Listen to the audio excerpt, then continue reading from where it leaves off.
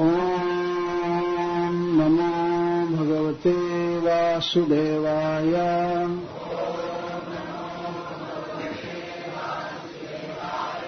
ॐ नमो भगवते वासुदेवाय।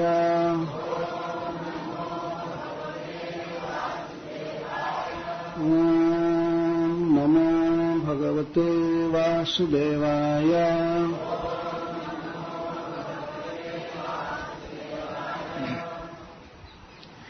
पूतना लोक बालघ्नी राक्षसी रुधिराशना जिघांसयापि हरये स्तनं दत्वापसद्गति। किं पुनः श्रद्धया भक्त्या कृष्णाय परमात्मने यच्छन् प्रियतमं किं रक्तास्तनमातरो यथा।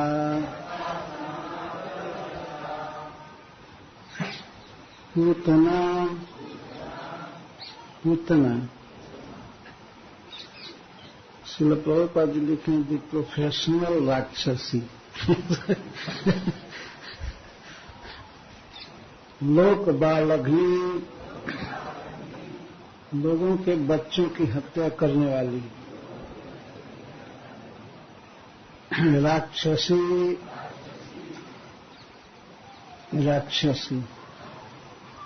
राक्षस की स्त्री। रुधिराशना रक्त का भोजन करने वाली। जिघांसया मारने की इच्छा से। अपि भी हरये हरि को श्री कृष्ण को स्तनम दत्वा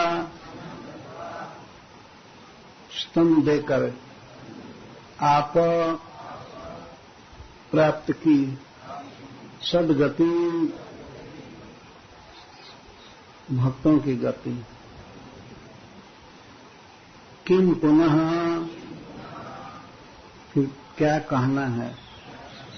श्रद्धया पूर्ण विश्वास के साथ भक्त्या भक्ति से प्रेम से अनुराग से कृष्णाय श्री कृष्ण के लिए परमात्मा ने जो परमात्मा है यच्छन् देकर प्रियतम अपना या कृष्ण का प्रियतम पदार्थ। किम नु और फिर क्या कहना। रखता है जो अनुरागी भक्त हैं वे तन मातरः श्री कृष्ण की माताओं के श्री कृष्ण की माताएं यथा जैसे।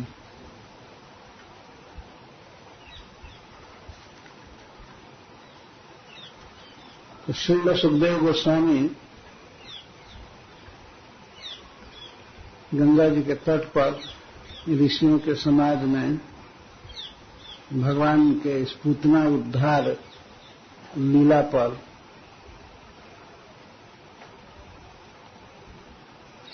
अपनी सम्मति दे रहे हैं और ये कह रहे हैं कि भगवान ने पूतना को भी सद्गति दिया। आगे सद्गति का वर्णन किया गया है। जननी गति मां यशोदा का स्थान दिया अपने धाम में और अपनी भाई बना लिया भगवान ने। ये सद्गति। सद्गति का अर्थ है शताम गति। सद्गति जो भक्तों की गति होती है, इनका जो गंतव्य है, जो प्राप्त करते हैं, वह गति पुत्रा ने प्राप्त किया है। सर्वथा अयोग्य को भगवान ने योग्यतम वस्तु दिया जो नहीं देना चाहिए। वास्तव में कहने का आशय ये है, सब तरह से पूतना हीन थी, नीच थी, लेकिन ऐसी नीच पूतना को भगवान ने सर्वोत्कृष्ट वस्तु दिया, अपना धाम दिया और अपने मां का पद दिया। इस पर सुखदेव गोस्वामी अब उन भक्तों की और भगवान के माताओं की याद कर रहे हैं, उनको श्री कृष्ण क्या देंगे। ब्रह्मा जी ने तो भगवान से कह दिया कि जब आपने पूतना को भी मातृगति दिया तो इन भक्तों को, इन प्रेमी सखाओं को, गौओं को आप क्या देंगे, आप इनके सदा ऋणी रहेंगे, ऐसा ब्रह्मा जी कहते हैं। हम नहीं देखते हैं कि आपके पास कुछ भी है जो दे करके आप ऋणी हो जाएंगे। तो पूतना के 3 विशेषण इसमें दिए गए हैं। पूतना एक तो राक्षसी थी, जन्म बहुत बुरे वंश में हुआ था, बुरे खानदान में।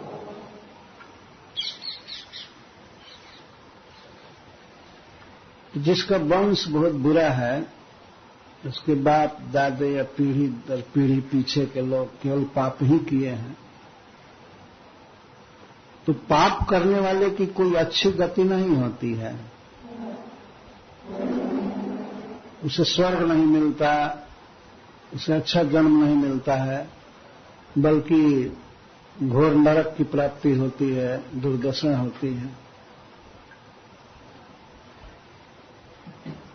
यदि अच्छे कुल में जन्म हो जाता है कोई किसी का और खराब व्यक्ति भी रहता है, तो कुल अच्छा होने से उसको अच्छी गति प्राप्त होती है। तो श्रीमद् भागवतम में कथा है कि जब भगवान बाणासुर के साथ युद्ध कर रहे थे, तो बाणासुर की भुजाओं को, 1000 भुजाओं को उन्होंने काट दिया, केवल 4 छोड़ दिया, मस्तक नहीं काटा। इस पर श्री भगवान कहते हैं कि प्रहलादाय बरो दत्त मने बध्यो तवान्वय। बाणासुर से कहते हैं कि मैंने प्रहलाद महाराज को वर दिया है कि आपके वंश में जन्म लेने वाले का वध नहीं करूंगा। प्रहलाद महाराज इतने प्रिय भक्त हैं कि उनके वंश में कोई भी जन्म लेगा उसको मैं नहीं मारूंगा, ये भगवान ने वर दिया था। तो अच्छा वंश में जन्म लेने पर अच्छा फल प्राप्त होता है, लेकिन पूतना का जन्म ही बहुत भयानक राक्षस परिवार में हुआ था। ऐसे इसका वर्तमान पीढ़ी जो है, इसकी वर्तमान पीढ़ी में भी अघासुर और बकासुर ये सहोदर भाई और बहन थे। सहोदर भाई अघासुर और बकासुर। तो इससे अनुमान किया जा सकता है कि बाप भी ऐसा ही कोई भयंकर रहा होगा, दादा जी सब ऐसे ही हुए हैं।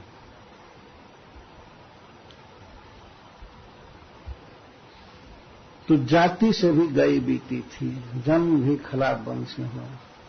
अच्छा, खराब व्यक्ति भी हो लेकिन अच्छा काम करने लगता है तो अच्छा माना जाता है।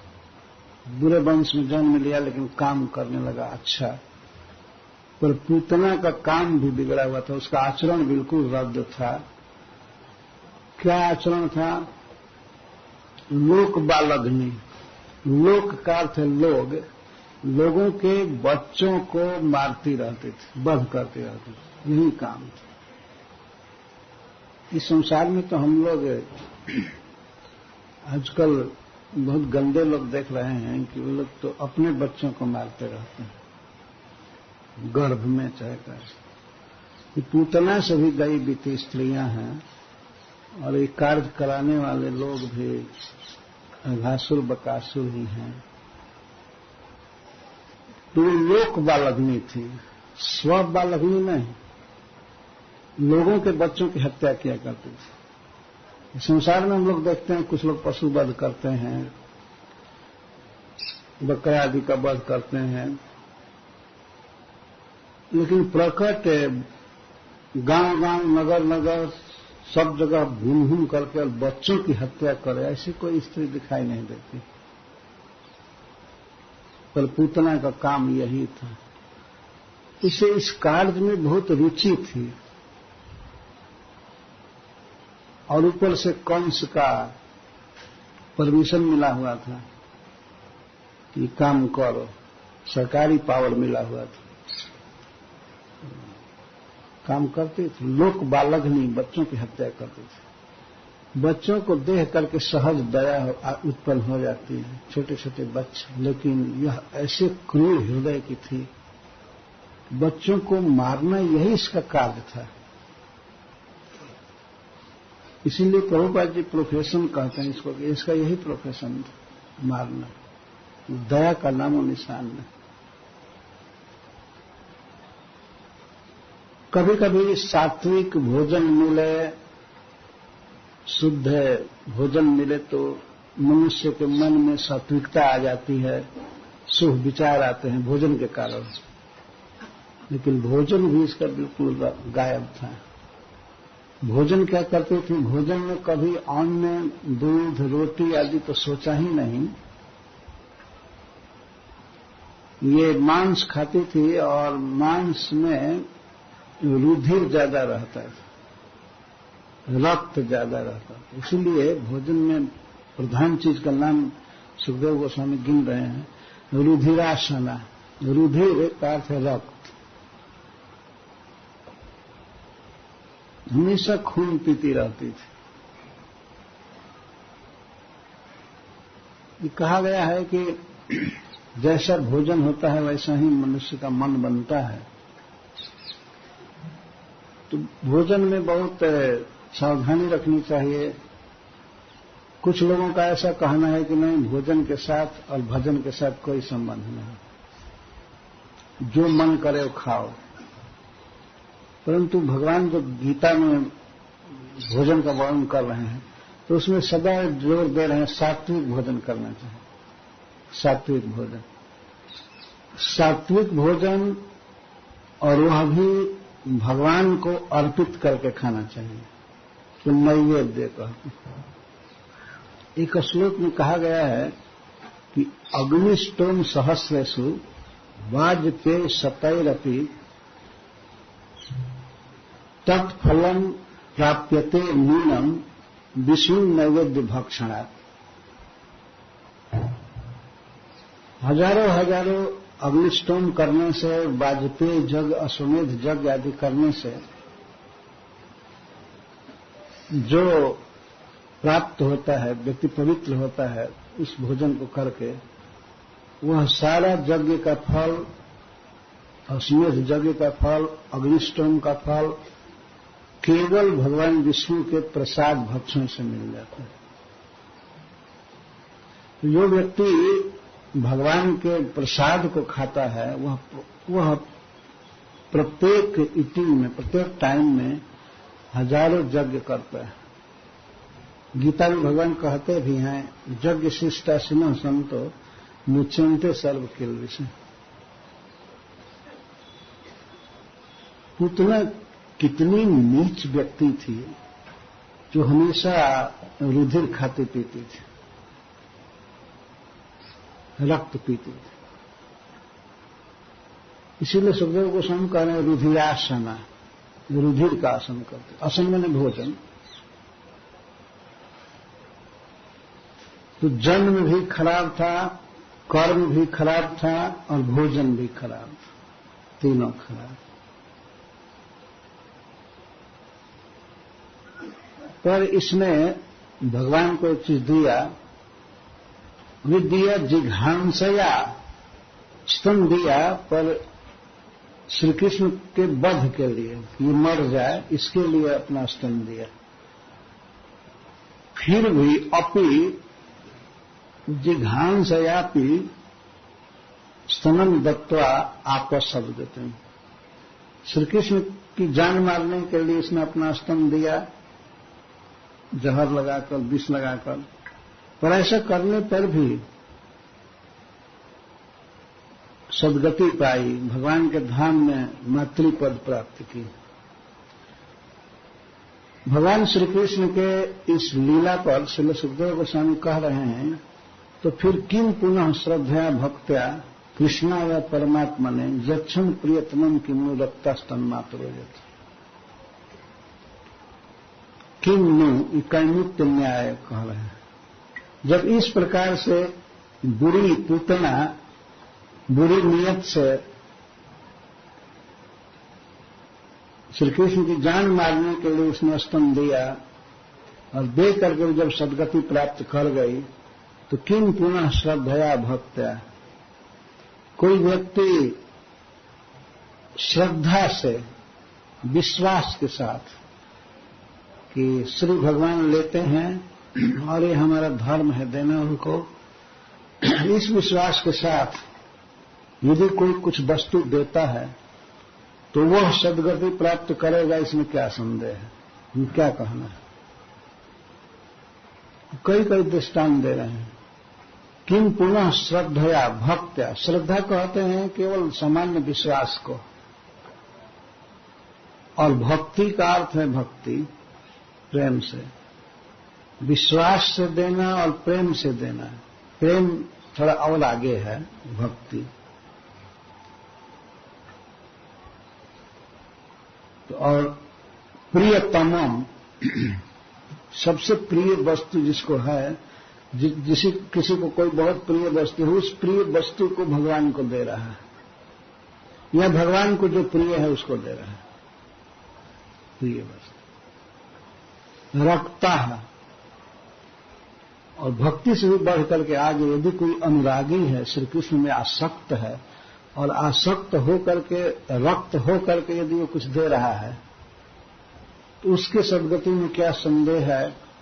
और तन मातरो यथा, जैसे भगवान की माताओं ने दिया, इन माताओं के सदगति आदि की बात नहीं कर रहे हैं। तन मातरह यथा, मातरह बहुवचन में है।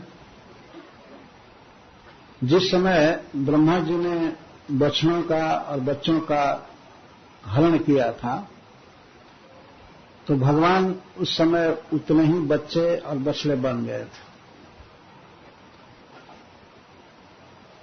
बछड़े बन करके गौओं का दूध पी रहे थे, साल भर पिए।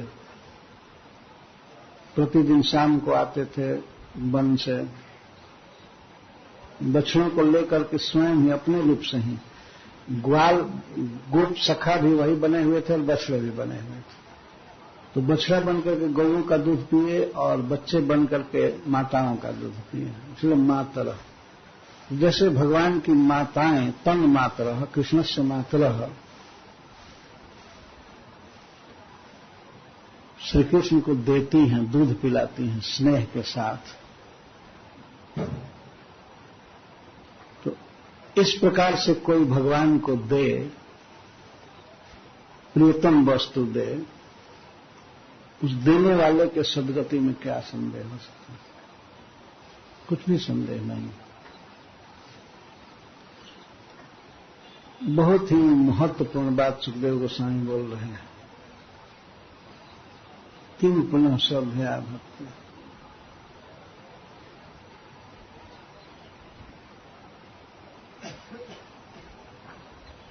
श्रील विश्वनाथ चक्रवर्ती ठाकुर इस पर बहुत से कैमुत्य न्याय कहे हैं। वो कहते हैं करण, संप्रदान, कर्म और कर्ता, चार चीज है। करण का अर्थ है कि देने की भावना किस मूड में दे रहा है। जब जिघांसया पिदत्वा, जिघांसा की इच्छा से, बध की इच्छा से पूतना ने अपना स्तन दिया, तो फिर तो किमुत चलेगा कि फिर किमुत औदासीन्य न। यदि कोई व्यक्ति उदासीनता पूर्वक न उसको प्रेम है न द्वेष है कृष्ण से, उसको उदासीन कहते हैं। कुछ दे दिया भगवान को तो उसकी सद्गति में क्या संदेह हो सकता है। जब जिघांसा की इच्छा से पुतना ने दिया और फिर भी सद्गति प्राप्त की, तो उदासीनता पूर्वक कोई दे दे तो ये तो एक डिग्री आगे की बात है ना। जिज्ञासा तो नहीं है कि भगवान को कोई दूध दिया या पानी दिया तो मारने की इच्छा तो नहीं है। हो सकता है भगवान को तृप्त करने की भी इच्छा न हो, ऐसे ही दे दिया वसुदा से। सब लोग देते हैं इसलिए देते। उसके बाद और है फिर श्रद्धा से कि अच्छा काम है, भगवान को देना चाहिए, पुनीत कार्य है, श्रद्धा और भगवान स्वीकार करते हैं। और इससे भी फिर किमुत ताल और किमुत तना, फिर कोई भक्ति से दे, स्नेह से दे, भगवान को तृप्त करने की भावना से, खिलाने की, उनको पोषने की, सुखी करने की भावना से दे, इसको भक्ति कहते हैं। अगर कोई श्रद्धा से दे और भक्ति से दे तो उसको भगवान क्यों नहीं स्वीकार करेंगे? इसको करण कहते हैं। जिघांसया पिदत्वा, जिघांसा के लिए दे करके पुतना सद्गति प्राप्त की। तो विश्वास के साथ, भक्ति के साथ अगर कोई दे तो इसमें क्या संदेह। कर्म का वर्णन कर रहे हैं। क्या दे? जब वो विष दे करके भी सद्गति प्राप्त की तो फिर कोई प्रिय वस्तु, प्रियतर वस्तु और प्रियतम वस्तु दे करके केवल हम सद्गति प्राप्त करेंगे। भगवान को जो प्रिय है, जो चीज प्रिय है, जैसे मोरपंख पहनते हैं, माखन खाते हैं, दूध पीते हैं, उनके सब चीज प्रिय है, बांसुरी प्रिय है। तो कुछ भक्त यदि उनको कुछ दें और उसमें भी प्रिय वस्तु, प्रियतर वस्तु और प्रियतम वस्तु, या अपने लिए जो सबसे प्रिय वस्तु लगती है वो देते हैं, तो इसमें क्या संदेह है कि उनको सद्गति मिलेगी? वही धाम, वही स्थान और वही पद जो पुतना को मिला, क्यों नहीं मिलेगा? जब विष दे करके भी उसने प्राप्त किया तो फिर भक्तों को क्यों नहीं मिलेगा? तो ये तमाम वस्तु सुखदेव गोस्वामी बोल रहे हैं। और कर्ता, भक्ति करने वाला कर्ता माना जाएगा। तो पूतना लोकबालग्नि राक्षसी, जब राक्षसी भी सद्गति प्राप्त कर सकती है, लोकबालग्नि भी, तो फिर किम तो मनुष्या, जो राक्षसी श्री कृष्ण को प्राप्त कर सकती है तो मनुष्य क्यों नहीं प्राप्त कर सकता? ये कर्ता क्यों नहीं मनुष्य प्राप्त कर सकते? भले वे नहीं जानते हैं, भगवान को नहीं जानते हैं, लेकिन कोई राक्षस जैसा स्वभाव तो है नहीं उनका। किसी तरह से श्री कृष्ण के संपर्क में आना चाहिए, यह मुख्य बात है। तो वस्तु शक्ति से जीव का कल्याण हो जाता है। भगवान एक अद्भुत वस्तु है और उनमें अनंत अद्भुत शक्तियां हैं, पवित्र करने की, प्रेम भर देने की, ये कुछ भी करने की, कल्याण करने की सहज शक्ति है। और संपर्क में आना चाहिए। और संपर्क जेन के न प्रकार न, जैसे तैसे, चाहे मन का संपर्क या वाणी का संपर्क या अन्य इंद्रियों का संपर्क या उनके धाम का संपर्क, नाम का संपर्क, उनके भक्तों का संपर्क, किसी भी तरह से संपर्क में आना चाहिए, उसका हित होगा ही। तो कर्ता राक्षसी भी जब भगवान को विष दे करके और सद्गति प्राप्त कर ली, तो स्तन क्या दिया था? स्तन नहीं दी थी, वास्तव में विष दे रही थी। पर विष लगाई थी स्तन पर, इसलिए स्तन भी दिया। तो भगवान ने यही देख रहे थे कि इसने अपना स्तन दिया पीने के लिए। स्तनम दत्वा आप सद्गति। तो जब राक्षसी श्री कृष्ण को पा सकती है तो मनुष्य क्यों नहीं पाएंगे? और मनुष्यों में भी जो सदाचारी हैं, जो वर्ण धर्म आश्रम धर्म आदि का पालन करते हैं, और उससे भी बढ़ करके जो भक्त हैं, भगवान की भक्ति में लगे हैं, सेवा में लगे हैं और रक्त हैं, श्री कृष्ण में अनुरक्त हैं, आसक्त हैं, वे यदि कुछ भगवान को दें तो भगवान क्यों नहीं उस उपहार को स्वीकार करेंगे और उस भक्त का एहसान मानेंगे। किन्नु कर्ता और संप्रदान किसको दिया? हरे, हरि को। इसका संप्रदान में अर्थ करते हैं चक्रवर्ती पाद जी, भगवान के किसी भी अवतार या प्रकाश मात्र को कुछ दिया तो क्या संदेह है। और फिर स्वयं पर ब्रह्म श्री कृष्ण को, परमात्मा को, जो परम प्रिय हैं, सभी जीवों के हृदय में ज्ञान आदि दे रहे हैं, परम प्रिय हैं, ऐसे प्रभु को कोई दे तो क्या संदेह हो सकता है उसके सद्गति में? कोई संदेह नहीं, इसमें कुछ कहना ही नहीं। अपने आप किम वक्तव्यम का अर्थ होता है, इसमें और क्या कहा जाए। यही उदाहरण है, जब पूतना को उन्होंने सद्गति दिया तो और किसको नहीं देंगे? यदि कोई श्री कृष्ण के संपर्क में आता है तो पूतना ने कुछ भी भगवान को नहीं दिया, वास्तव में कुछ भी नहीं किया। वो जैसे भी जिस सौभाग्य से हो कृष्ण के संपर्क में आ गई, गोकुल में आई और भगवान के भक्त का ड्रेस पहनी और श्री कृष्ण के परम शुद्ध सच्चिदानंद श्री विग्रह का स्पर्श मिला।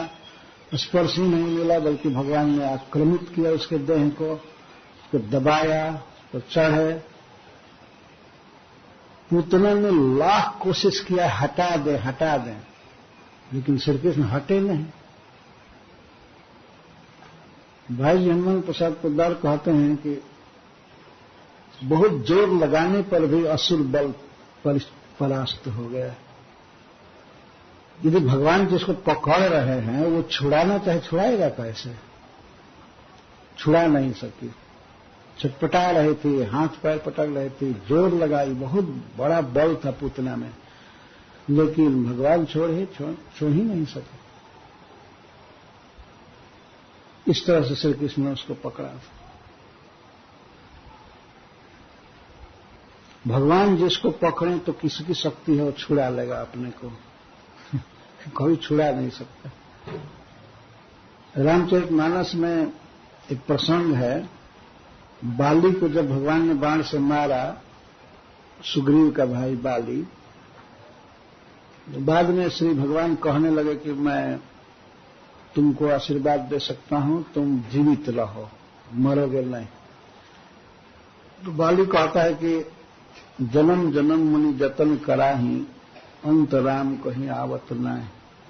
जन्म जन्म मुनि लोग जत्न करते हैं, लेकिन आप तो आते नहीं हैं मृत्यु के समय। तो मैं चाहता हूं कि आप मेरे सामने रहें और मैं शरीर छोड़ूं। इसमें आग्रह है कि भगवान हमें पकड़े, हम भगवान हमारे पास रहें। और पूतना के उदाहरण में ठीक विपरीत दशा है, वो छुड़ाना चाहते थे, हटाना चाहते थे, बहुत जोर लगाई, मुंचा छोड़ ले, छूट नहीं पाई। पूरा असुर बल लगा दी छूटने की। ऐसे ही सभी जीव वास्तव में भगवान से विमुख हैं, परंतु भगवान नहीं छोड़ रहे हैं, परमात्मा रूप से हृदय में ही अड़े हुए रहते हैं। जिस जोनि में जाए, जिस शरीर में, जिस स्थिति में, पर वहां रहते ही हैं। ईश्वर सर्वभूतानां हृदय से अर्जुन तिष्ठति, वे रहते हैं। तो वहां से लौकिक हित आदि करते रहते हैं, स्मृति देते हैं, ज्ञान विस्मृति सब देते रहते हैं, पर छोड़ते नहीं हैं। जीव ईश व सहज संघात।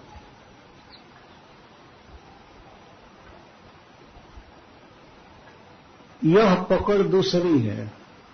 भगवान हृदय में हैं, अस्प्रभु हृदय अक्षत अविकारी, सकल जीव जगत दीन दुखारी। भगवान है हृदय में, लेकिन सब लोग दुखी हैं।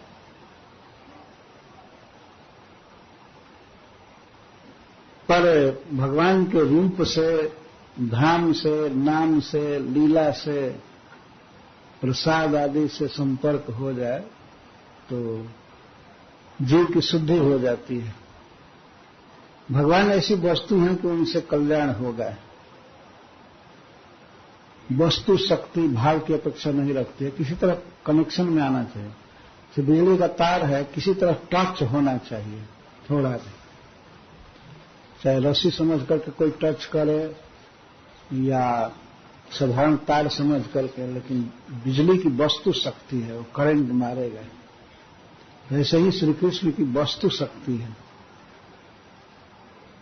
भाव कुभाव नहीं देखते हैं, किसी तरह संपर्क में आया उसका सारा पाप नष्ट हो जाता है और उसका परम कल्याण होता है।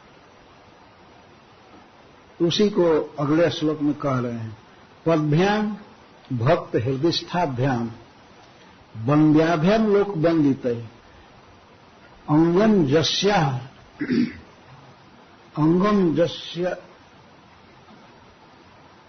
अंगम जस्या समाक्रम्य भगवान अपिवत अस्तम। भगवान के चरण कमल अत्यंत दुर्लभ है। जुगल चरण कमल उन्होंने स्वयं ही पुतना को दिया है। कोई प्रार्थना नहीं की कि हमें अपना चरण कमल दीजिए, आपके चरण कमल में प्रणाम करती हूं, कुछ नहीं। वो तो द्रोह से मारने गई थी, पर भगवान ने अपना चरण कमल स्वयं दिया।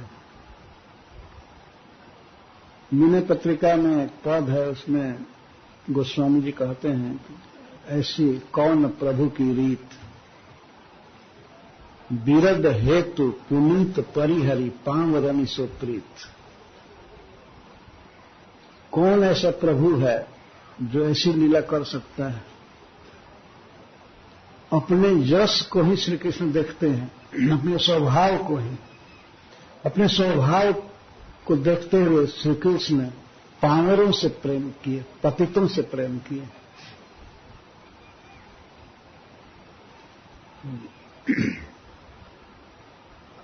पूतना श्री कृष्ण का वध करने के लिए अपने स्तन में विष लगा करके गए। कुछ कालकूट लगाई, पर मातु की गति दयिता ही कृपालु जादव राई। और कृपालु जादवेंद्र श्री कृष्ण उसको माता की गति दिए। इस तरह से भगवान की करुणा की लीला है। स्वयं अपना चरण कमल दिए। ऐसे दो प्रकार के लोग होते हैं इस संसार में, एक अभक्त जो भजन करते हैं, और जो भजन नहीं करते उनको अभक्त कहते हैं। भजन नहीं करते उनको अभक्त कहते हैं, और जो भजन करते हैं उनको भक्त कहते हैं। तो एक और भी व्यक्ति होते हैं जो भगवान के द्वेषी होते हैं। भक्त भक्त दोनों से अलग होते हैं। न भजन करना है न नहीं भजन करना है। भक्त भी नहीं है, अभक्त भी नहीं है, द्वेषी। भगवान से हम सब द्वेष करने वाले हैं। लेकिन अगर द्वेषी भी भगवान के संपर्क में आ जाए, जैसे पूतना आई थी, तो उसका परम कल्याण होता ही। परंतु इतनी बात है कि भगवान अपने द्वेषियों का वध करते हैं। विविध अवतार लेकर के द्वेषियों का वध कर देते हैं, और वध करके उनको मुक्ति दे देते हैं, पर अपना चरण कमल नहीं देते हैं। जो द्वेषी होते हैं उनको अपना चरण कमल नहीं देते हैं। पर पूतना के विषय में स्पेशल दया है कि भगवान ने अपना चरण दिया। पद्भ्याम भक्त हृदयस्थाभ्याम, भगवान के दोनों जुगल चरण कमल भक्तों के हृदय की पूंजी है, धन है, वही निरंतर सेवन करते हैं। सारंगाराम पदाम्बुजन, मुनिजन भक्तजन भगवान के चरण कमल का चिंतन करते हैं और वही मन से ही विविध प्रकार से मानसिक फूल से और सुगंधित द्रव्यों से, केसर आदि से भगवान के चरण की सेवा करते हैं, पाद संवाहन भी करते हैं। तो इसको कहते हैं हृदयस्थाभ्याम। भक्तों के हृदय में भगवान के चरण कमल हमेशा उगे रहते हैं, पर यह होता है केवल भावना द्वारा। उनको वक्षस्थल पर भगवान का चरण कमल सुलभ नहीं है। हृदयस्थाभ्याम, हृदयस्थाभ्याम का अर्थ है हृदय के भीतर स्थित रहते हैं चरण कमल, न कि पूतना जैसा बाहर। ये सौभाग्य है भक्तों का कि वे भगवान के चरण का चिंतन करते हैं, पर हृदय के भीतर मन में चिंतन करते रहते हैं, विविध प्रकार से चिंतन करते हैं। लीलाओं का चिंतन करते हैं कि चरण इस तरह से घूम रहे हैं वृंदावन में, चाहे यहां वहां। हृदय में, हृदय कमल पर, भगवान के जुगल चरण कमल पर स्थापित करके चिंतन करते हैं। उन भक्तों को भी ये सौभाग्य नहीं मिला जो पूतना को मिला है। वे भी भगवान के कर कमल का हाथ से स्पर्श नहीं कर पाते हैं और अपनी छाती पर रख नहीं पाते हैं, मन में चिंतन करते हैं। वंद्याभ्याम लोक बंदित है। सारा संसार जिनकी वंदना करता है, जो लोक बंदित हैं, जैसे भगवान सृष्टिकर्ता ब्रह्मा जी विश्व की सृष्टि करते हैं और भगवान शिव नियमन करते हैं, कंट्रोल में रखते हैं। भगवान के सबसे बड़े देवताओं में भक्त हैं जो बंदित हैं, जिनके चरण कमल की वंदना और लोग करते रहते हैं, सारे देवता। तो ऐसे भगवान शिव और भगवान ब्रह्मा जी, ये लोग भगवान के चरण कमल की वंदना करते हैं, वंद्याभ्याम, इनके द्वारा वंदित चरण। और केवल वंदना करते हैं, कभी कभी डायरेक्ट भी उनको चरण देखने को मिला है, लेकिन केवल वंदना करें। ऐसा कभी नहीं हुआ कि इनके देह पर भगवान अपना चरण रखें या मस्तक पर रखें, ऐसे कभी सौभाग्य नहीं मिलता है। और वैसे जनरली तो मन में वंदना करते हैं, चिंतन में वंदना करते हैं, देखते हैं कि हम प्रणाम कर रहे हैं, भगवान के चरण हैं। तो पदभ्याम भक्त हृदयस्थाभ्याम वंद्याभ्याम लोक वंदित ही अंगम जस्या समाक्रम्य भगवान में पिबत स्तनम। ऐसे चरणों से, पदभ्याम जुगल चरणों से, जस्या अंगम समाक्रम्य, जिस पूतना के अंग को सम आक्रम्य, सम और आ दोनों शब्द हैं, आक्रम्य पूरा पूरा दबा करके, सम्यक दबा करके, अपने दोनों चरणों को टिका करके, लगा करके, और जस्य अस्तनम अपिबत, भगवान ने स्तन पिया। अंगम जस्य समाक्रम्य भगवान अपिबत अस्तनम, भगवान पिए स्तन को, टीके रहे बहुत देर तक, मुख से पकड़े थे स्तन और हाथ से भी, और अपना सर्वांग लेटाए थे पूतना के देह पर, वक्षस्थल पर, और दबा करके सम्यक रूप से भगवान स्तनम अपिबत, भगवान स्तन पिए। जातु धान्यपि सास्वर्गम अवाप जननी गति, कृष्ण भुक्त स्तन क्षीरा किमु गावोनु मातल। तो वह जातुधानी अपि, राक्षसी भी, स्वर्गम अवाप, स्वर्ग पाई। स्वर्ग का अर्थ है भगवान के रहने का स्थान, इनका धाम, गोलोक। तो भगवान श्री कृष्ण से द्वारका में आकर के देवता लोग प्रार्थना करते हैं कि हम सभी चाहते हैं कि आप स्वर्गवास कीजिए। तो स्वर्ग सब समय इस प्राकृत स्वर्ग को ही नहीं कहते हैं, भगवान के धाम को स्वर्ग कहा गया। स्वर्गम जननी गतिम, जहां जननी रहती है, मां जसोदा रहती है, वो स्थान स्वर्ग उसको इसलिए कहा जाता है कि परम आनंदमय सुखमय स्थान है, इसलिए उसको स्वर्ग कहा जाता है। पर स्वर्ग का अर्थ है वैकुंठ धाम, गोलोक वृंदावन। इसी जननी गति, जननी जहां रहती है, टहलती है, वास करती है, यह जननी गति। और गति का अर्थ पद भी है, जैसे श्री कृष्ण की सेवा करती है, दूध पिलाती है, नहलाती है, धुलाती है, यह जननी गति। भगवान के पार्षदों को ही ये सब सुलभ है। पार्षद से तात्पर्य गोलोक के पार्षद, परिषद से पार्षद शब्द बनता है, जो चारों तरफ रहते हैं, गोपियां या गोप, उनको पार्षद कहते हैं। वैकुंठ के पार्षद भिन्न होते हैं। तो जननी गति प्राप्त किया पूतना ने। जातु धानी अपि राक्षसी भी, जातु धान अपि सा, वह पूतना जिसका पहले वर्णन किया गया, क्रूर हृदय, स्वर्गम जननी गति आप। तो कृष्ण भुक्त स्तनक क्षीरा किनु गायों ने मातर। फिर श्री कृष्ण जिनके स्तन को पिए, जिन गायों के और गोपियों के, और उनके विषय में क्या कहना है, क्या कहना है। सुखदेव गोस्वामी की अपनी भाषा है। अब इनके विषय में ये कहना कि इनको भी वही गति मिलेगा, तो मिली हुई है, अब मिलेगी ये क्या कहना है।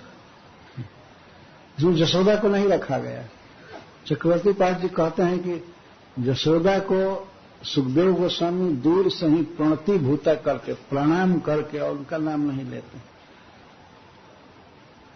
माता को क्या नहीं मिला हुआ है। कृष्ण मिले हैं, अपने अंक के गोदी के श्रृंगार हैं, उन्हीं को लेकर के चुनती रहती है, सोती है, खिलाती है, पिलाती है। और कोई उटपटांग अचरण होने पर थप्पड़ भी तानती है, बंधन में भी डालती है। उस यशोदा के विषय में क्या कोई कहेगा। इसलिए श्रील सुखदेव गोस्वामी यशोदा जी के बारे में कुछ नहीं है। जो गौएं थी, जो भगवान की माताएं और गोपियां 1 साल तक जिनके कृष्ण पुत्र रहे, उनके विषय में कह रहे हैं। कृष्ण भुक्त स्तनक क्षीरा, जिनके स्तन क्षीर को, स्तन के दूध को कृष्ण भोगे, पिए, उनके सौभाग्य के विषय में क्या कहना है। आगे मिलेगा या मिली है, ये बात कुछ नहीं कह रहे हैं। राक्षसी पूतना का भी स्तन पिए और उसको जननी गति दिए, तो फिर गौओं के लिए और गोपियों के लिए, जिनका स्तन में पिए हैं, दूध पिए हैं खूब आनंद से, उनके विषय में क्या कहना। सर, इसको समीक्षा कहते हैं। समीक्षा और उत्प्रेक्षा। उत का अर्थ होता है उत्कृष्ट रूप से, और प्र का अर्थ है प्रकर्ष, इच्छा का अर्थ देखना। किसी बात पर गहराई से विचार करना, इसको उत्प्रेक्षा कहते हैं। ये सब उत्प्रेक्षा हो रही है सुखदेव गोस्वामी। लीला कथा कह दी, अब कह करके फिर उसका चर्वण कर रहे हैं, मिलान कर रहे हैं कि पूतना को यह गति भगवान ने दिया, तो और के विषय में क्या कहना है। पयांसी जासाम अपिबत पुत्र स्नेह स्मितान्यलम। भगवान देवकी पुत्र कैवल्याद्य अखिल प्रद। यद्यपि भगवान देवकी नंदन, देवकी से तात्पर्य यशोदा, यशोदा जी का नाम भी देवकी था, देवकी है, तो देवकी पुत्र यशोदा नंदन भगवान कैवल्य आदि समस्त वस्तुओं के दाता है, सबसे बड़े दाता हैं, सब कुछ देते रहते हैं। कैवल्य जिसमें सबसे बड़ा है। कैवल्य देते हैं, स्वर्ग देते हैं, पृथ्वी का सुख देते हैं। स्वर्ग में जो भी सुख संपत्ति है सब दे सकते हैं, देते रहते हैं। और कैवल्य देते हैं, वैकुंठ का सुख देते हैं। और पृथ्वी का साम्राज्य और यहाँ जो भी सुख है और भोग है, यहाँ तो कुछ है नहीं, सब कचरा है, लेकिन जो चाहता है तो भगवान दे देते हैं। इससे बहुत उत्कृष्ट सुख स्वर्ग में है और रसातल में, पाताल में है, सुतल लोक आदि में। तो जो भक्त कामना करे श्री कृष्ण सब देते हैं, इतने बड़े दाता हैं।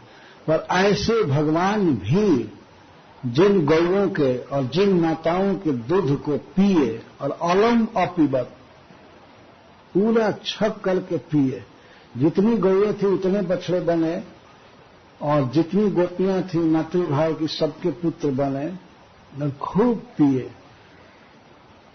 ब्रह्मा जी अपनी स्तुति में कहते हैं कि आप खूब दूध पिए इस अवतार में, खूब दूध पिए। और एक एक होकर के नहीं, यशोदा का दूध तो पीते ही थे, और वैसे डायरेक्ट भी कृष्ण रूप से कई माताओं का दूध पिए, रोहिणी जी का दूध पिए और अनेक माताओं का। गौओं को भी डायरेक्ट उनके थन में मुख लगा करके पीते थे, और वैसे उनका बछड़ा बन करके और गोपियों का बच्चा बन करके खूब पिए। अलम, इसमें भी शब्द है अलम, अलम अपीबत, बहुत पिए। कैसा दूध? पुत्र स्नेह स्मितानी,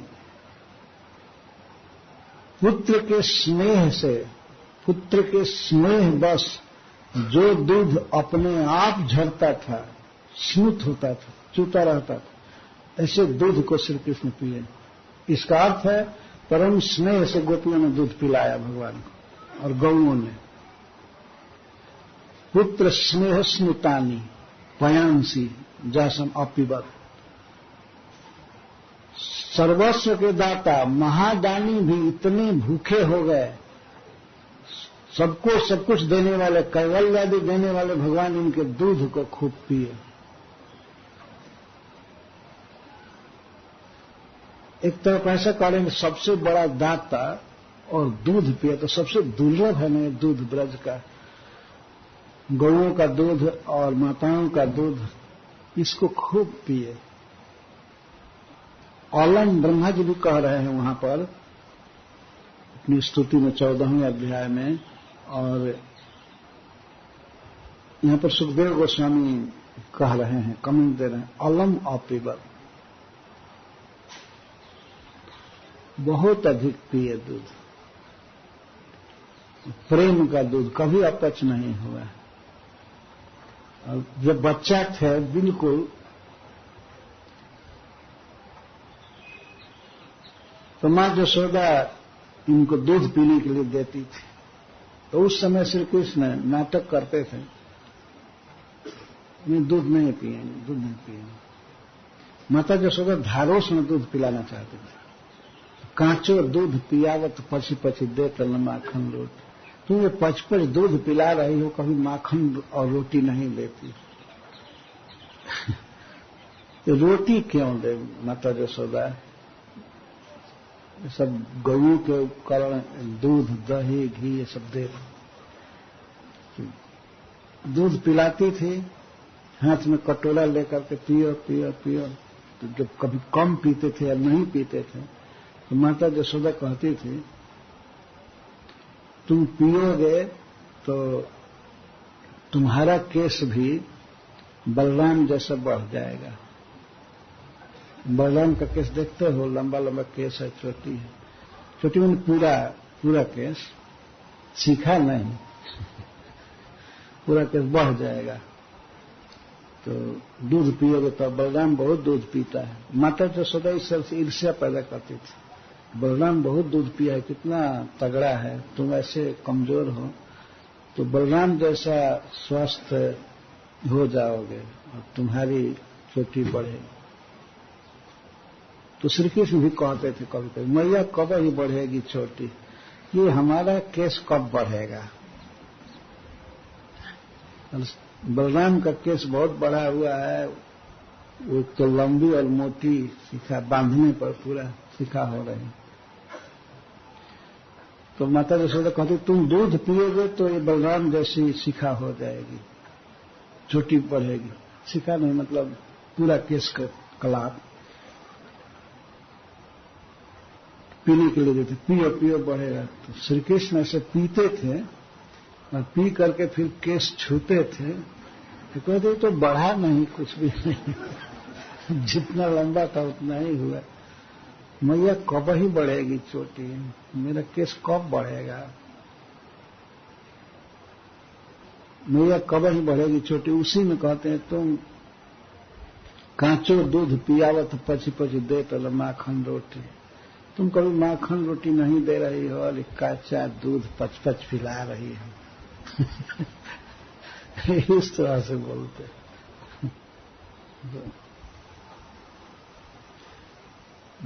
पयांसी जासाम अपीवत पुत्र स्नेह स्मितान्वित, पुत्र स्नेह से झरते हुए दूध।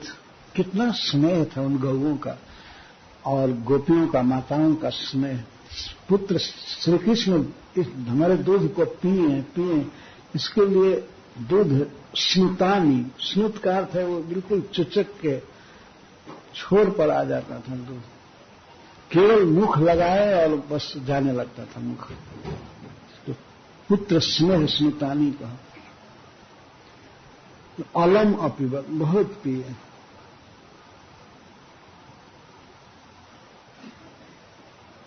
कैवल्य आदि के दाता हैं भगवान, सर्वस्व देते हैं, बड़ा बड़ा धन देते हैं, लेकिन वे प्रेम से दूध पिए। तासा न विवतम कृष्ण कुर्वतीनाम सुतक्षणम न पुनः कल्पते राजन संसारो ज्ञान संभव। कभी कभी शंका होती है तो ये सब गोपियां या इसी तरह माया में रहेंगी, ये हमारा पुत्र देह है, गेह है, पुत्र है, पति है, क्या इसी भावना में रहेंगे? मान लीजिए कोई समाज में बैठा हुआ व्यक्ति शंका करे तो सुखदेव गोस्वामी कहते हैं तासाम अविरतम कृष्ण कुर्वतीनाम सुतेक्षणम। तासाम कृष्ण में हमेशा यही बुद्धि रहती थी, और विरतम सदा यही बुद्धि रहती थी, कृष्ण हमारा पुत्र है। सुतेक्षणम, इक्षण का दृष्टि, सुत दृष्टि, पुत्र दृष्टि कर रखती थी और कभी इसका विराम नहीं है। और विरतम, यह नित्य लीला है वास्तव में। अनादिकाल से अनंत काल तक गोपियों की, गायों की यही दृष्टि है कि मेरा पुत्र है। और उन माताओं का कभी दूध समाप्त होने वाला नहीं है, उनका भाव कभी जाने वाला नहीं है, और कृष्ण भी उनके पुत्र ही रहते हैं। यह नित्य लीला है। तो उसी को सुखदेव गोस्वामी संकेत में कह रहे हैं कि यहां जो देह गेह पति पुत्र का संबंध है, यह संसार नहीं है। संसार कहा जाता है देह, घर, पति, पुत्र आदि की ममता, आसक्ति, इसी को संसार कहते हैं। एक बार मैं भागवत पीठ में गया था, यहां पर है, तो करुणा सिंधु महाराज जी थे, बहुत पहले की बात है। तो वो कुछ सत्संग कर रहे थे, भक्त लोग बैठे थे, तो हमसे कहते हैं संसार किया कि नहीं। मैं तो चकित हो गया कि संसार किया कि नहीं मैं बिल्कुल नहीं समझा संसार किया कि नहीं। हम ये सोचने लगे कि संसार कुछ रचना किया है और मंगल जी थे, उन्होंने कहा कि वो संसार माने नहीं समझते, ये विवाह किया कि नहीं तो विवाह करके पत्नी, बच्चे और ये सब जो जाल है, इसको संसार कहते हैं। संसरती थी संसार, जो गच्छति, संसरती का अर्थ है गच्छति, जो चले, चलायमान हो, परिवर्तनशील हो और अंत में विनष्ट हो जाए, इसको संसार कहते हैं। तो इस संसार में देह गेह पति पुत्र ये सब चलती, प्रतिक्षण चल रहे हैं और अंत में काल के गाल में चले जाते, जिसको संसार कहते हैं। परंतु ब्रजवासियों का जो संसार है वो संसार नहीं है। देह, ये देह है, तो देह संबंधी दूध जिसको श्री कृष्ण पी रहे हैं, अविरतम निरंतर पीते रहेंगे। अविरतम शब्द है, अविरत पीते रहेंगे। तो यह देह बंधन थोड़े है। जिस देह से श्री कृष्ण इतना प्रेम करते हैं, जिस देह के दूध को इतनी आसक्ति से पी रहे हैं, तो वह देह कोई लौकिक संसार तो है नहीं, वो चिन्मय है, दिव्य है, वो देह रहेगा और देह में बनने वाला दूध भी निरंतर रहेगा और श्री कृष्ण प्रेम के भूखे भी निरंतर रहेंगे। अगर ऐसा नहीं होता तो एक माता का दूध पी लिए होते, खत्म हो जाता। ये हजारों लाखों माताओं का दूध पी रहे हैं और अविरतम निरंतर पीते रहेंगे। इसके द्वारा सुखदेव गोस्वामी ये संकेत कर रहे हैं कि यह भगवान की इटर्नल लीला है, नित्य लीला है, गोलोक। तो देह है इतना भाग्यशाली है कि उस देह को श्री कृष्ण चुनते हैं, पीते हैं, दूध पीते हैं। देह माया कैसे है? अच्छा, गेह खेलती, चक्रवर्ती पाजी लिखते हैं, जिस घर में श्री कृष्ण खेलते रहते हैं तो गेह बंधनकारी नहीं है। और पति, नंद बाबा पति हैं, कृष्ण के पिता ही जिसके पति हैं, ये अर्थ है। भगवान के पिता जिसके पति हैं, तो पति का संबंध मायामय नहीं है। और पुत्र श्री कृष्ण एवं, और पुत्र स्वयं श्री कृष्ण है। तो पति के साथ संबंध, पुत्र के साथ संबंध, देह के साथ संबंध और गेह के साथ संबंध, ये न पुनः कल्पते राजन संसारो ज्ञान संभवा। ये संसार तो अज्ञान से माना हुआ है। यहां वास्तव में कोई किसी का न पुत्र है, न पति है, न पिता है। ये तो केवल अज्ञान संभव, अज्ञान में मान लिया गया है। इन पहले था संबंध, न बाद में रहेगा।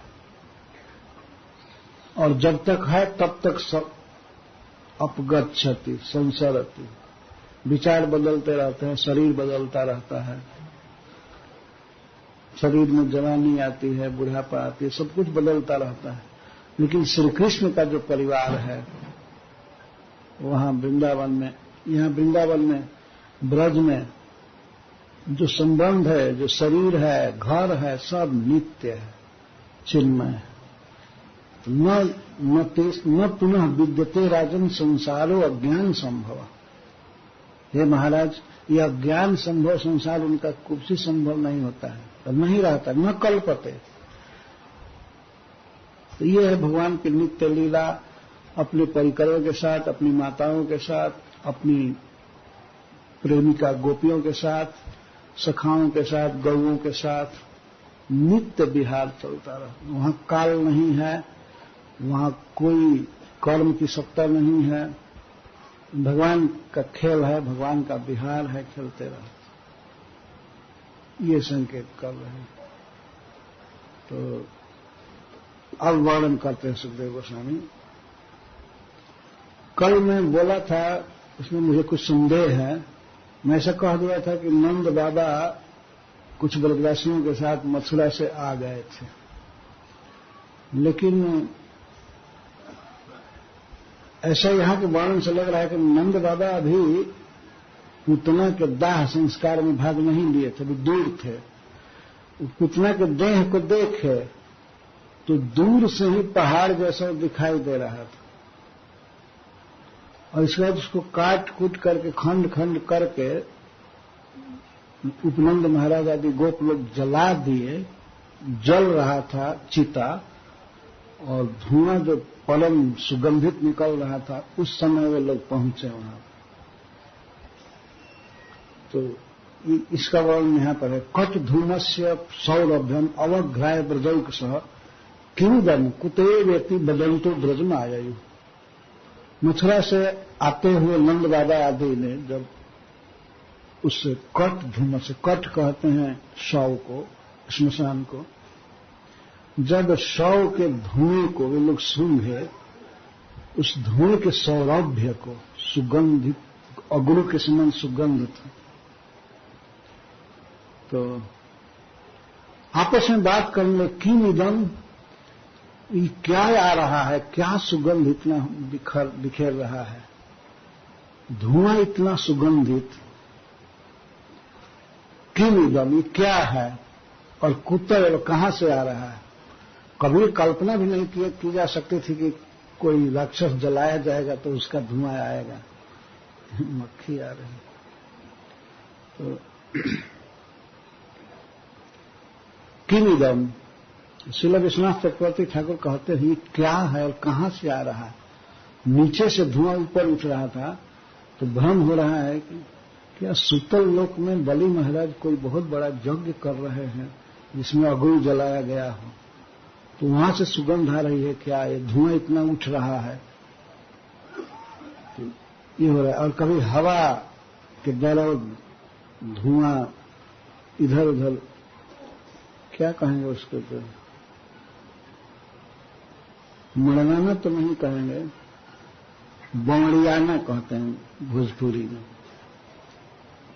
हवा के झोंके से कोई हवा इधर उधर ऊपर नीचे होती है तो फिर कह दो, ऊपर से जब हवा आ रही तो नंद बाबा कह रहे हैं कहीं इंद्रदेव के यहां तो यज्ञ नहीं चल रहा है, इंद्रदेव के यहां कोई यज्ञ चल रहा है, उसमें अग्नि जलाया जा रहा है। इति बदंत, कहां से आ रहा है और ये क्या है, किस चीज की धुआं है। और कोई लकड़ी जलाई गई हुई, कहीं जंगल में आग लगी होगी तो किमिदम, ये अर्थ है कि कहां से धुआं आ रहा है। कहां से आ रहा है वो अलग बात है, किसका धुआं है। इति बदंत ब्रजम आयु, यह बोलते हुए ब्रज में आए चकित होकर के। पूतना के 100 से और 100 संबंधी काष्ठ से ये अगरू का सुगंध निकल रहा है। क्यों नहीं सुगंध निकले, इस विषय में हरिसूरी जी एक पद लिखे हैं, श्लोक, उसको मैं थोड़ा पढ़ना चाहता हूं। अब ये टाइम है ना 9:30 तक, तो जा सकता हूं। ये मुझे श्लोक बहुत प्रिय है। यह साक्षादभिमर्शितो भगवता हस्तेन यत्र स्थितम्। यह साक्षात अभिमर्शितो भगवता, पूतना का जो देह है, यह का अर्थ है जो देह है, श्री भगवान के द्वारा साक्षात अभिमर्शित हुआ। अभिमर्शित का अर्थ है आलिंगन, टच करना। यह साक्षात अभिमर्शितो भगवता हस्तेन यत्र स्थित, भगवान के हाथों के द्वारा जो अभिमर्शित हुआ, जिसको भगवान ने पकड़ा और वहीं रह करके पकड़ा ही, तो ऐसा नहीं कि बाहर खड़ा होकर के पकड़े, ऐसे देह पर ही रह करके, उस पर स्थित रह करके उन्होंने अभिमर्शित किया। हित्वा स्तन्य निषाद शेष कलुषं योकारिणी कल्मषः, और दूध पीने के बहाने, स्तन पीने के बहाने श्री कृष्ण ने उसके सारे पाप ताप को खींच लिया, खत्म कर दिया, उसे दूर कर दिया। तो तद्देहास्य सुगंधि धूम जनने तत्संगी काष्ठस्य वा का शंका किमुचितमत्र किमु वा तच्छुवतां विस्मयः। तो साक्षात भगवान के द्वारा डायरेक्ट उसी देह पर रह करके चरण लगा कर हाथ से अभिमर्शित हुआ पुतले का देह, और दूध पीने के बहाने उसका सारा कलमश दूर कर दिया गया। तो उस देह में सुगंध निकला, तद्देह से सुगंध धूम जनने, उसके देह से सुगंधित धुआं निकला इस विषय में। और उस देह से संबंधित काष्ठ में यदि सुगंध निकले तो इसमें कौन शंका है और क्या विचित्र बात है, कुछ भी नहीं, स्वाभाविक है। भगवान जिसको अभिमर्शित किए और दूध पिए तो का शंका किंचित्र, इसमें शंका क्या है? कोई शंका करे कि नहीं नहीं ऐसा कैसे हो सकता है? अरे क्यों नहीं हो सकता है? पूर्ण गंध पृथ्व्यम च, पृथ्वी में मूल गंध भगवान है। भगवान प्रवेश किए थे पूतना में, और भगवान के शरीर से जो गंध है वो गंध पूतना के शरीर से निकल रही थी। और पूतना के शरीर से ही नहीं, पूतना के शरीर से सटे हुए चिता के काठ जितने जल रहे थे उसमें भी सुगंध निकल रहे। भगवान से संपर्क में आया पूतना का देह, और पूतना के देह से सटे हुए काठ में अगरू की सुगंध निकल रही। तो इसमें कोई संदेह नहीं है, कोई शंका नहीं है, न कोई विचित्र बात, ये बिल्कुल स्वाभाविक है।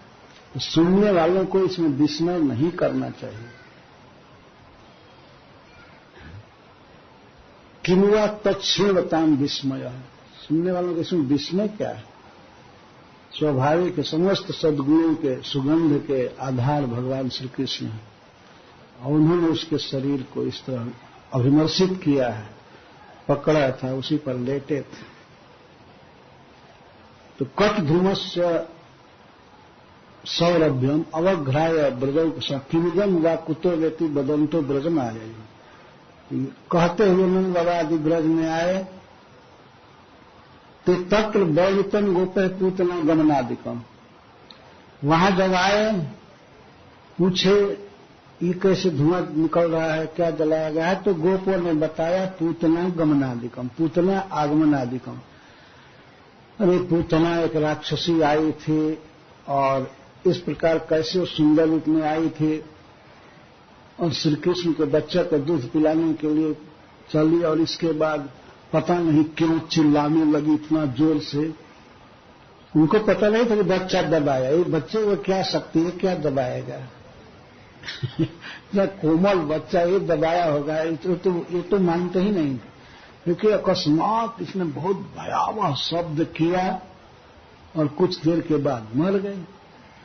बच्चे को ले गई थी, बच्चा उसके वक्षस्थल पर सुरक्षित मिला। श्रुत्वा तम निधनम स्वस्ति शिशुश्चासन सुविस्मित, यही वर्णन किए कि वो मर गई तो हम लोगों ने काट कूट करके छोटा छोटा किया और जलाया। नंद बाबा पूछे कि अरे बच्चा ठीक है ना? हाँ, शिशुश्चस्वस्ति, शिशु स्वस्ति, शिशु बिल्कुल स्वस्थ है, कल्याण में है, उसको कुछ नहीं हुआ। ये भगवान नारायण की कृपा है, भगवान की कृपा से बच्चा बिल्कुल बच गया। ये सुन करके नंद आदि गोप बहुत विस्मित हुए। हमने भगवान की पूजा की है, नारायण की आराधना की है, उनकी कृपा से बच्चा बच गया। तो इसके बाद नंद स्वपुत्र मादाय प्रत्यागत निदार्ध, नंद बाबा ऐसा मान रहे थे कि मेरा पुत्र मृत्यु के मुख से लौट आया है, मर कर प्रेत्य आगतम, मर करके लौटा है।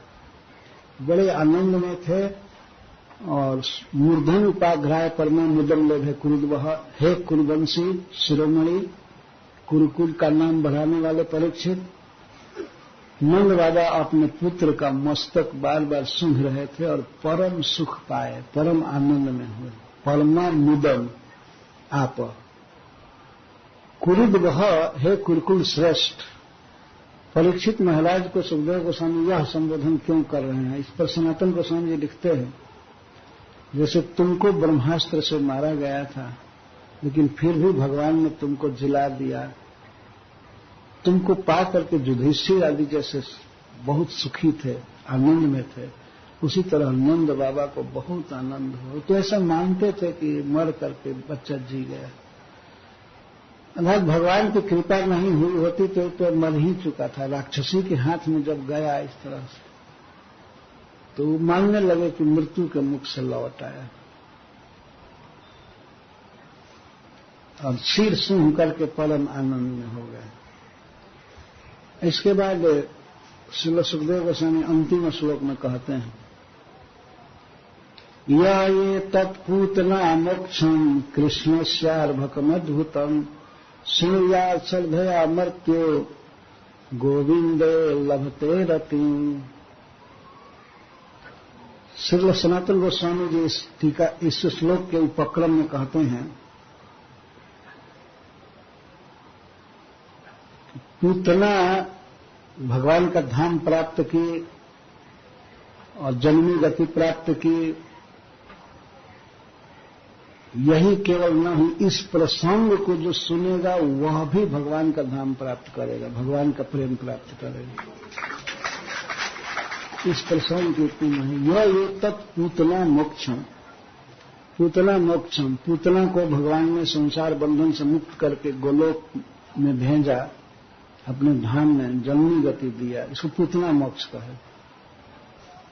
यह तत् पूतना मोक्षम कृष्णस्य अर्भकम अद्भुतम। अर्भकम कृष्ण का एक बाल चरित्र है, अर्भक बाल चरित्र। बाल लीला में उन्होंने पूतना का इस तरह से उद्धार किया, उसको जन्मी गति दिया। इसको कोई भी, जो कोई भी, कोई अधिकारी भेद भी नहीं है, जो कोई मनुष्य सुनता है, श्रद्धा से विश्वास करके सुनता है, तो गोविंद लभते रतिम, तो भगवान श्री कृष्ण में उसे प्रेम प्राप्त हो जाता है। एक कथा को सुनने से रति प्राप्त हो जाता है। ये प्रसंग इतना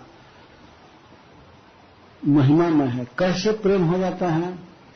क्योंकि इस प्रसंग में भगवान ने कारुण्य की महिमा दिखाई। कितनी करुणा है उनमें, उनकी करुणा की आलोचना करके, विचार करके व्यक्ति भक्त हो जाता है, भगवान में प्रेम हो ही जाता है।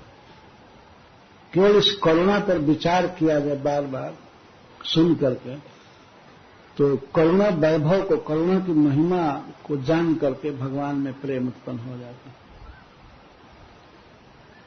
केवल पूतना को ही मोक्ष नहीं हुआ, इस कथा को सुनने वाले किसी भी मनुष्य को मर्त्य, मृत्यु के पंजे में फंसा हुआ व्यक्ति मर्त्य कहा जाता है, मनुष्य। और सबसे बड़ा सौभाग्य इस मर्त्य शरीर से होगा इस जीवन में कि भगवान श्री कृष्ण की लीलाओं का श्रवण किया जाए, जिसमें एक लीला पूतना उद्धार की।